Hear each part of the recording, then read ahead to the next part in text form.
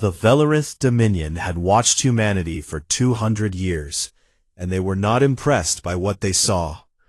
These strange creatures from the small blue planet called Earth had spread across the stars like weeds in a garden, building colonies on distant worlds and mining asteroids for resources they barely knew how to use. The Velarith found them amusing at first, these soft and fragile beings who lived such short lives and spent most of their time fighting among themselves. "They are children," High Commander Zorath told the Dominion Council, his 4 eyes blinking slowly as he studied the holographic map of human space. "They have no unified military, no central government, and their warships are at least 3 generations behind our own technology." The council members clicked their mandibles in agreement, their armored bodies shifting in their seats as they considered the proposal before them. The Outer Reach territories were rich in minerals that the Dominion needed, and unfortunately for humanity, 12 of their colony worlds sat right in the middle of those territories.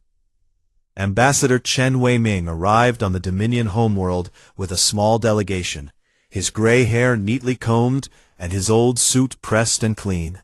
He was 73 years old and had spent his entire life working for peace between species, and when the Velarith presented their demands, he listened carefully to every word.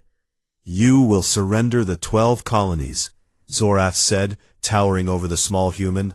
"Your people will be relocated, and the worlds will become property of the Dominion." Shen Wei-Ming looked up at the massive alien before him, and something changed in his eyes, something old and dangerous that the Velarith had never seen before. "No," he said simply. Zorath was confused, because no species had ever refused the Dominion, and he asked Chen Wei-Ming if he understood what would happen if humanity did not comply. "I understand perfectly," the old ambassador replied, "but my answer remains the same. The Velarith gave humanity 1 week to reconsider, and when no new answer came, they launched their attack. The war fleet was massive, consisting of 3,000 vessels armed with plasma cannons and orbital bombardment systems that could turn a city into ash in seconds. They arrived at all 12 colonies at the same time, appearing from hyperspace like monsters emerging from the darkness between stars. On Kepler's Hope, a young mother named Maria Santos was walking her daughter to school when the sky turned red, and she barely had time to hold her child close before the fire consumed them both. On New Brisbane, an old farmer named Thomas Wright was feeding his cattle when the first plasma bolt struck the capital city 20 miles away, and he watched in horror as a mushroom cloud rose into the morning sky. On Arcadia Prime, a hospital full of patients, and doctors vanished in a flash of light so bright that it was visible from orbit. The bombardment lasted 17 hours, and when it finally stopped, the Velarith commanders surveyed their work with satisfaction. 847 million human beings were dead, their bodies burned to ash or buried beneath the rubble of their homes and schools and hospitals. The galaxy watched the news feeds with a mixture of horror and resignation, because this was how things worked when a weak species defied a strong one. Diplomats from other alien nations sent messages of condolence to Earth, carefully worded statements that expressed sympathy while making it clear that no one would be coming to help. "The humans will surrender now," Zorath announced to his fleet. "They have no choice." But something strange was happening on Earth and across human space, something the Velarith and the rest of the galaxy could not see. Switzerland, a bunker that did not appear on any map, suddenly came to life, its ancient computers humming with power for the first time in decades. In Washington and Beijing and Moscow and Cairo, leaders received encrypted messages containing a single word that made their faces go pale. Veterans who had lived quiet lives as teachers and shopkeepers and farmers received black envelopes delivered by couriers who disappeared as quickly as they had come. Scientists whose research had been classified for generations were woken in the middle of the night and escorted to facilities that officially did not exist. On a small farm in Nebraska, an 80-year-old woman named Ruth Okonkwo read the message in her envelope and smiled for the first time in 20 years, because she had been waiting for this day since she was a young soldier. So they finally did it, she said to her grandson Marcus, who had come running when he saw the black car pull up to their house. Finally woke us up. Marcus did not understand what his grandmother meant, but he would soon learn the truth that humanity had hidden from the galaxy. The truth was simple but terrifying. Humanity had never stopped preparing for war. While their diplomats smiled and signed peace treaties, while their merchants traded goods and their scientists shared knowledge, a shadow had been growing behind the scenes. Entire generations of warriors had trained in secret facilities hidden on moons and asteroids and in the deep places beneath the earth. Weapons too terrible for peacetime had been designed and built and stored away, waiting for the day when they would be needed. Warships that did not appear in any database slept in hollowed-out asteroids, their crews in cryogenic suspension, dreaming of battles they hoped would never come. The reason was buried in human history, in the wars and genocides and betrayals that had shaped their species over thousands of years. Humanity had learned a lesson that they never forgot. Peace was beautiful, but temporary, and those who did not prepare for violence would eventually become its victims. The Velorith had just killed 847 million people, and they thought this would make humanity surrender. They were wrong. Instead, they had done something far more dangerous than they could possibly imagine. They had awakened the sleeping giants, and the giants were very, very angry. Admiral Yuki Tanaka had been retired for 15 years when the black envelope arrived at her small apartment in Tokyo. She had spent those years teaching history at a local university, telling young students about wars that happened long ago, while trying to forget the wars she had fought herself. Her hands were steady as she opened the envelope, but her heart was racing, because she knew what was inside before she even looked. The paper contained a single word, printed in red ink: Prometheus. Yuki closed her eyes and took a deep breath, remembering the oath she had sworn 30 years ago, an oath she hoped she would never have to keep. 12 hours later, she stood in a bunker beneath the Swiss Alps, a place so secret that it did not appear on any map or in any government file. The room was filled with men and women she had not seen in decades, old soldiers, scientists, and spies who had all received the same message. General Marcus Stone stood at the front of the room, even though the public believed he had died in a shuttle accident 20 years before. He was tall and gray-haired, with scars on his face that told stories of battles the galaxy had never heard about. "You all know why you are here," Stone said, his voice calm but heavy with anger. 847 million of our people are dead, and the Velorith believe we will simply accept this and move on. A murmur went through the crowd, and Yuki could feel the rage building in the room like a storm about to break. "They think we are weak," Stone continued. "They think we are divided and soft and unprepared for war." He pressed a button, and the wall behind him lit up with images that made several people in the room gasp. There were warships, hundreds of them, hidden in asteroids and on dark moons and in the empty spaces between stars. There were weapons that looked like something from a nightmare, could tear apart matter at the molecular level, or create explosions that rivaled small stars. There were soldiers in advanced armor, their bodies enhanced with technology that was banned by every treaty humanity had ever signed. "They are wrong," Stone said. This was Project Prometheus, the secret that humanity had kept from the galaxy for over a century.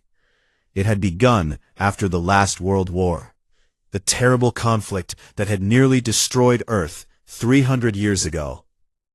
The survivors of that war had made a promise to themselves and to their children. Never again would humanity be caught unprepared. So while the public face of humanity smiled and made peace, a shadow grew behind them. The best scientists worked on weapons in secret laboratories hidden beneath mountains and oceans. The best soldiers trained in facilities on moons and asteroids where no one would ever look. The best engineers built warships in places so dark and cold, even light could not escape. Every major nation on Earth was part of this shadow, setting aside their rivalries and grudges because they all remembered what had happened when humans fought each other. America and China and Russia and Europe and Africa and every other nation had contributed to Project Prometheus, sharing their knowledge and resources and people. The Coalition of Shadows they called themselves, and tonight that coalition was finally activating. The Velorith gave us 1 week to surrender, Stone said. We will give them 6 weeks to regret what they have done. Across human space, the awakening continued. On Mars, a museum dedicated to the first human colonists suddenly closed for renovations, and workers in unmarked trucks began carrying equipment into the basement that had no official purpose. On Europa, a research station that studied the frozen moon's underground ocean received new staff members who did not seem very interested in science. On distant colony worlds, men and women who had lived ordinary lives for decades received messages that changed everything. In the ruins of Kepler's Hope, where the Velorith bombardment had killed 300 million people, a resistance began to form. The survivors had hidden in bunkers and caves and basements, and now they emerged to find weapons caches that had been placed there years before, waiting for a day that everyone hoped would never come. Sarah Chen was 28 years old and had been a doctor at the main hospital on Kepler's Hope before the attack. She had lost her parents and her brother and almost everyone she had ever known. And when she found the hidden armory beneath the ruins of her childhood home, she did not hesitate. My great-grandfather was Ambassador Chen Weiming, she told the other survivors, her voice steady despite the tears on her face. He said no to the Velorith because he knew this day might come. Wanted us to be ready. She picked up a rifle and checked its power cell, just as her grandmother had taught her when she was a little girl. Now we make them pay for what they have done. The Velorith occupation forces on the surviving colony worlds were starting to notice something strange. Human civilians, who had seemed broken and defeated, were beginning to look at them differently, with eyes that held no fear. Supply convoys started disappearing on roads that should have been safe. Soldiers on patrol would sometimes hear footsteps behind them, and when they turned around, there would be nothing there. The occupation commanders sent reports to High Commander Zorath, asking for more troops and better equipment. Zorath ignored them because he was too busy celebrating his victory to worry about a few missing convoys. He did not understand that the convoys were not missing. They had been taken. The humans were gathering weapons and putting on supplies, building strength in the shadows, just as they had always done. And in the dark spaces between the stars, the first of the hidden warships began to wake from their long sleep. The crews emerged from cryogenic suspension with ice still in their hair and fire in their hearts. They had gone to sleep hoping they would never be needed, and they had woken to learn that 847 million of their people were dead. Captain Elena Vasquez stood on the bridge of the ISV Retribution, looking at the stars through the main view screen. She had been asleep for 37 years, and in that time, the Velorith had decided to murder her people. All hands, she said into the ship's communication system, her voice cold and hard as steel. Battle stations. The giants were stirring, and soon the galaxy would learn why humanity had always been afraid of the dark. Because in the dark, monsters lived, and humanity had become the greatest monsters of all. The Velorith expected human retaliation to come in months, perhaps years, because that was how long it took to build a proper war fleet. They expected warnings and threats and diplomatic missions, because that was how civilized species behaved when they were angry.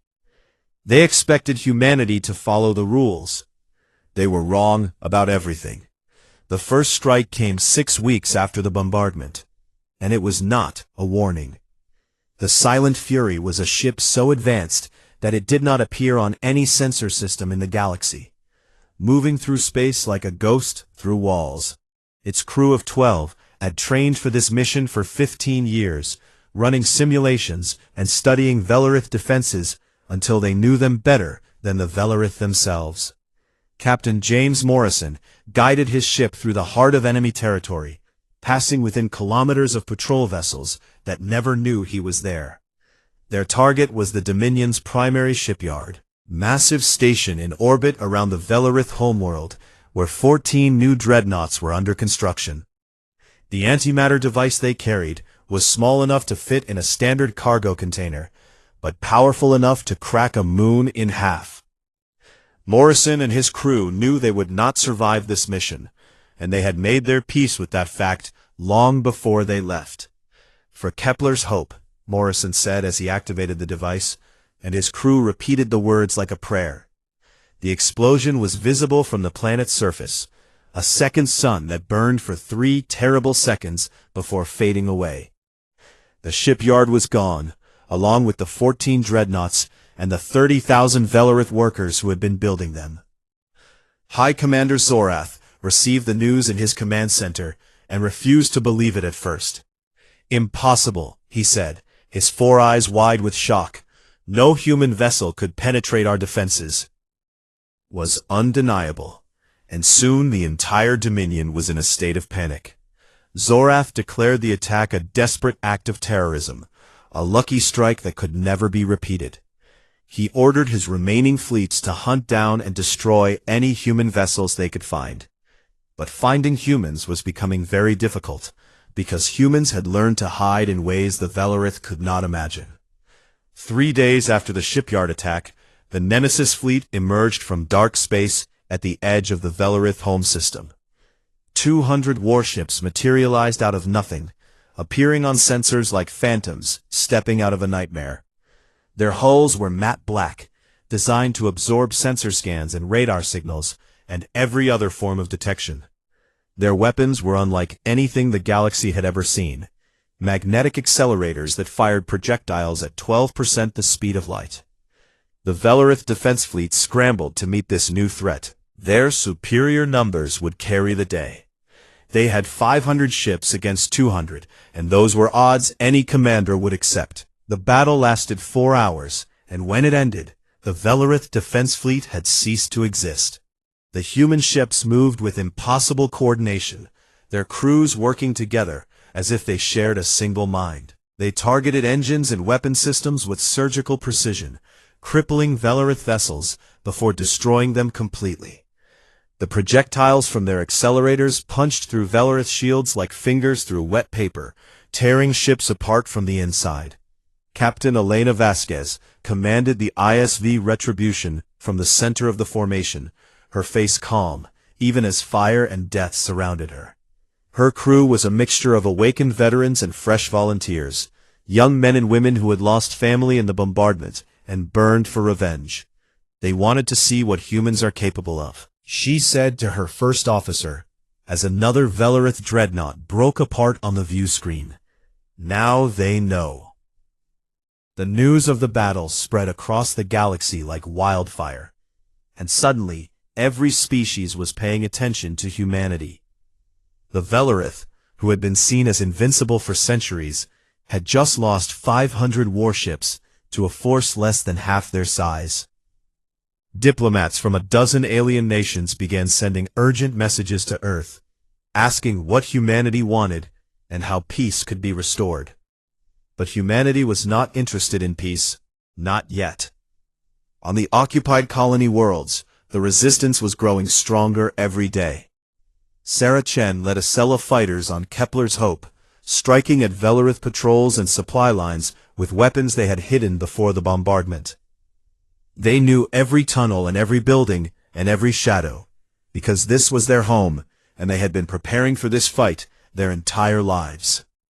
Were starting to fear the dark, because the dark was where the humans lived. They called them ghosts, these resistance fighters who could appear from nowhere and disappear just as quickly. A Velorith patrol would be walking down a street, and suddenly half of them would fall with bullet holes in their armor. The survivors would spin around, weapons raised, but there would be nothing to shoot at. The humans were already gone, melting back into the ruins like water into sand. "We cannot hold these worlds," a Velorith commander reported to Zorath, his voice shaking with fear. "The humans are everywhere and nowhere." Zorath slammed his fist against his desk and demanded more troops, more weapons, more ships. He would crush this rebellion and teach humanity their place in the galaxy, no matter how many soldiers it cost him. But his admirals were starting to question his leadership, because the war was not going the way anyone had expected. Humans were not supposed to fight back like this. They were not supposed to have ships that could destroy entire fleets. They were not supposed to have soldiers who could disappear into shadows. The galaxy began to whisper a new phrase, passed from species to species, in bars and markets and diplomatic halls. "Never wake a sleeping human," they said. And everyone who heard it understood exactly what it meant. The giants were fully awake now, and they were just getting started. High Commander Zorath stood before the Dominion Council and made his final argument for total war. "We must strike at the heart of humanity," he declared, his 4 eyes burning with fury. "We must destroy Earth itself and end this species forever." The council members were afraid, more afraid than they had ever been in their long history of conquest, and fear made them agree to Zorath's plan. They assembled the Purifier fleet, the largest armada the Dominion had ever created, 3,000 warships crewed by the finest warriors in their empire. Every ship was armed with the most powerful weapons the Velorith could build, including planet-killer missiles that could crack a world like an egg. Their mission was simple: jump to Earth, destroy the human homeworld, and end the war in a single devastating blow. Zorath watched the fleet depart with satisfaction, confident that victory was finally within his grasp. Watching him the entire time, the coalition of shadows had spies everywhere, silent observers who had infiltrated Velorith society decades ago and had been waiting for exactly this moment. General Stone received word of the Purifier fleet before it even left Velorith space, and he smiled for the first time since the war began. "They are coming to us," he told Admiral Tanaka, "just as we planned." Humanity had spent centuries studying faster-than-light travel, longer than any other species in the galaxy, and they had discovered something remarkable. It was possible to intercept a ship while it was still traveling through hyperspace, to pull it out of that strange dimension between moments, and make it appear wherever you wanted. The Velorith did not know this was possible, because no species had ever demonstrated this ability. They were about to learn. The Purifier fleet jumped toward Earth, 3,000 ships, carrying 500,000 soldiers. Who expected to find a terrified planet waiting for their mercy? Instead, they emerged from hyperspace, surrounded by enemies. The Ghost Wolves were humanity's elite hunter-killer squadrons, pilots who had trained in secret academies, hidden on moons and asteroids, far from prying eyes. Their training was so brutal that only 1 in 50 candidates survived it, and those who did were no longer entirely human. Their bodies had been enhanced with technology that was banned by every treaty in the galaxy, making them faster and stronger, and able to process information at speeds that would drive an ordinary person insane. Their fighters were equipped with miniaturized jump drives, allowing them to appear and disappear like phantoms dancing between heartbeats. Commander Jackson Okonkwo led the assault from the cockpit of his fighter, the grandson of Ruth Okonkwo, who had smiled when she received her black envelope. His call sign was Reaper, that name in training exercises that had left grown men weeping with fear. "All wolves, this is Alpha," he said over the squadron channel. "You know what they did to our people, and you know what we have to do." The response came as a howl, 500 voices crying out together like wolves on the hunt. "For the dead," they said, and then they attacked. The Battle of the Void lasted 9 hours, and it was a slaughter. The Velarit's ships were powerful, but they were built to fight enemies who behaved predictably. Enemies who stayed in one place long enough to be targeted. The Ghost Wolves did not behave predictably. They jumped in and out of normal space faster than Velarit's sensors could track, appearing behind ships to strike at engine cores before vanishing again. They coordinated their attacks with perfect precision, dozens of fighters focusing on a single target and destroying it in seconds before moving to the next. Personally destroyed 18 Velarith vessels, his fighter dancing through enemy fire like a leaf in a hurricane. When the battle ended, the Purifier fleet was nothing but expanding clouds of debris. 3,000 ships reduced to scrap metal and frozen corpses. 500,000 Velarith soldiers had died without ever reaching Earth, and the Dominion's last hope of victory had died with them. Back on Earth, the Coalition of Shadows prepared to reveal their final secret. Dr. Sarah Chen, who had led the resistance on Kepler's Hope until she was evacuated to Earth, stood in a laboratory deep beneath the Pacific Ocean. Before her was a device that looked almost ordinary, a sphere of metal about the size of a basketball, covered in blinking lights. This was Project Goliath, and it was the most terrible weapon humanity had ever created. The device could destabilize a star, triggering a chain reaction that would cause it to explode in a supernova that would destroy every planet in its system. Humanity had built a sun killer and kept it secret for over a century, hoping with all their hearts that they would never need to use it. General Stone stood beside her, his face lined with exhaustion and grief. "We could end them completely," he said quietly. "Every Velarith world, every station, every ship, all of it, turned to ash in a matter of days." Sarah thought about her parents, burned alive in the bombardment of Kepler's Hope. She thought about her brother, her friends, the patients she had been trying to save when the sky turned red. 847 million people, dead because the Velarith had decided their worlds were worth taking. It would be so easy to take revenge, to make the Velarith feel the same pain humanity had felt. But then she thought about the Velarith children she had seen in intelligence reports, little ones who had no idea their leaders had started a war. She thought about the Velarith doctors and teachers and farmers, ordinary people who just wanted to live their lives in peace. "No," she said finally, her voice steady, despite the tears in her eyes. "We are not them, and we will not become them." Stone nodded slowly, relief visible on his weathered face. "Then, we do this the hard way," he said. "We defeat them without destroying them."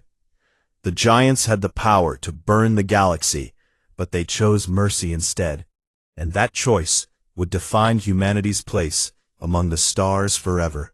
The final battle of the war took place above Valaris Prime, the ancient homeworld of the Dominion, where the Velarith species had first risen to conquer the stars.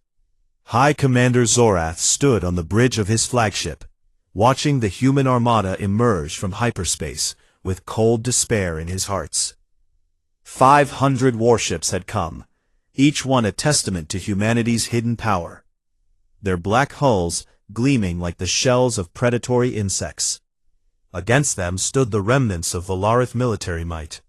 300 vessels crewed by soldiers who knew they were about to die. Many of these ships were old, pulled from retirement because there was nothing else left. Some were civilian craft hastily equipped with weapons, freighters and transports pressed into service by a desperate empire. Zorath had sent most of his fleet to Earth with the Purifiers, and now he had nothing left to defend his people. All ships, "Prepare for battle," he ordered, voice heavy with the weight of his failure. On the planet below, billions of Velorith civilians looked up at the sky and waited for death.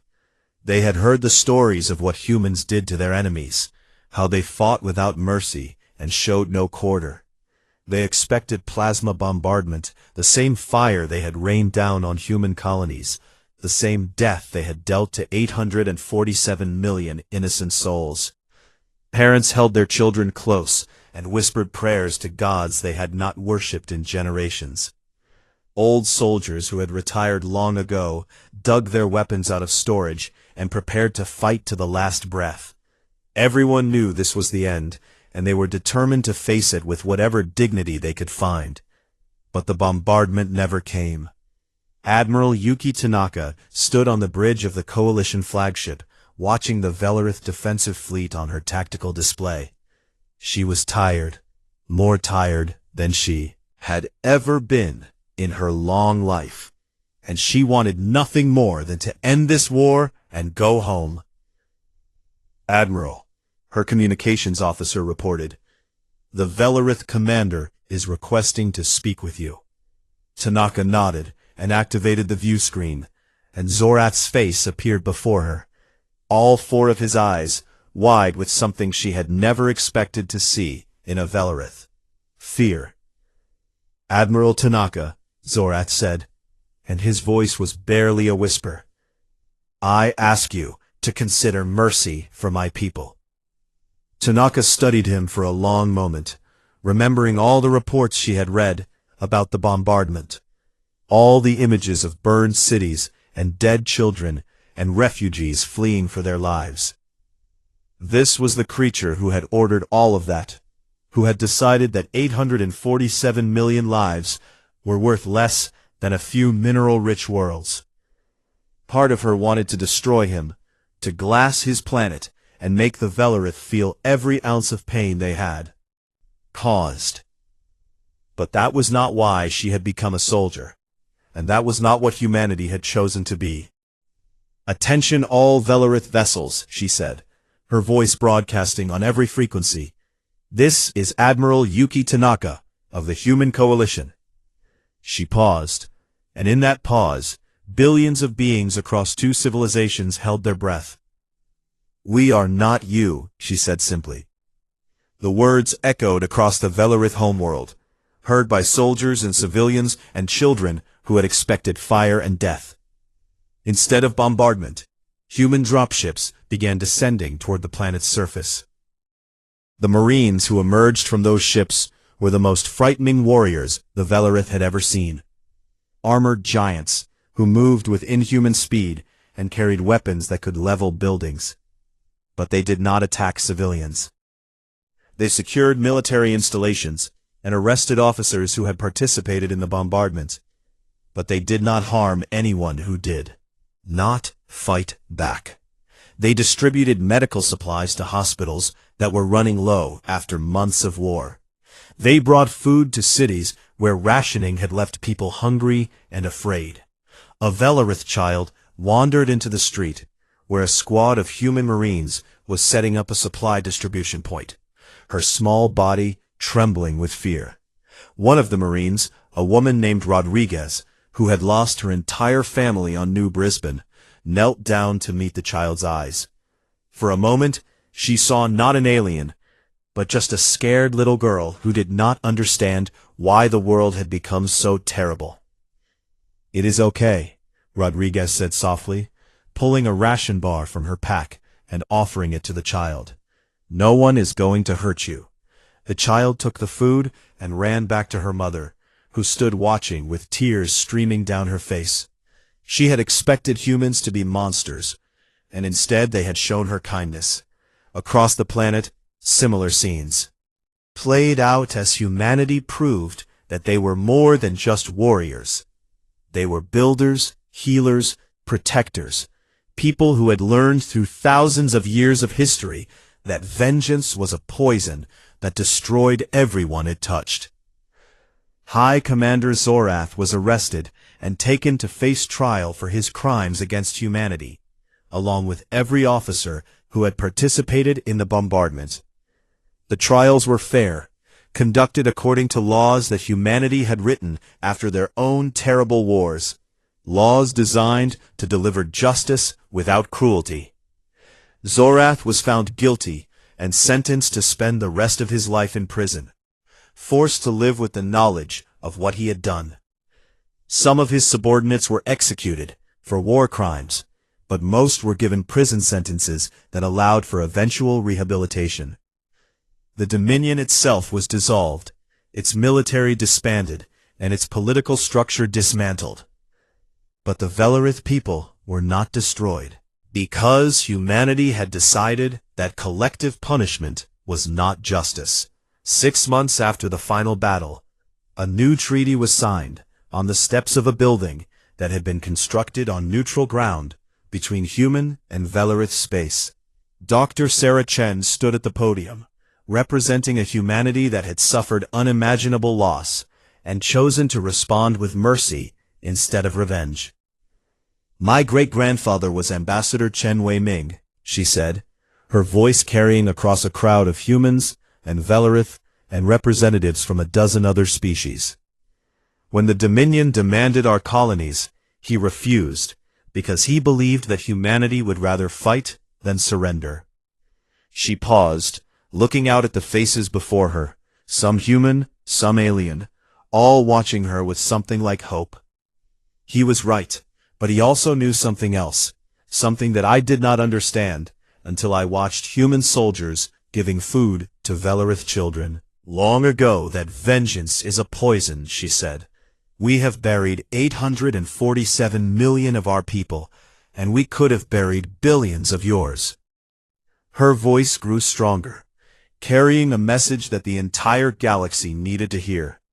"Instead, we choose to build something better." The treaty offered the Velarith people something no one had expected: membership in the new human commonwealth, with full rights and representation. They would not be conquered or enslaved or forced to pay endless reparations. They would be given the chance to become partners, to help build a civilization that valued life over conquest. The sleeping giants had awakened, fought, and won the greatest war in galactic history. But their greatest victory was not measured in destroyed ships or conquered worlds. It was measured in the choice they made when they had absolute power over their enemies. They chose mercy. They chose hope.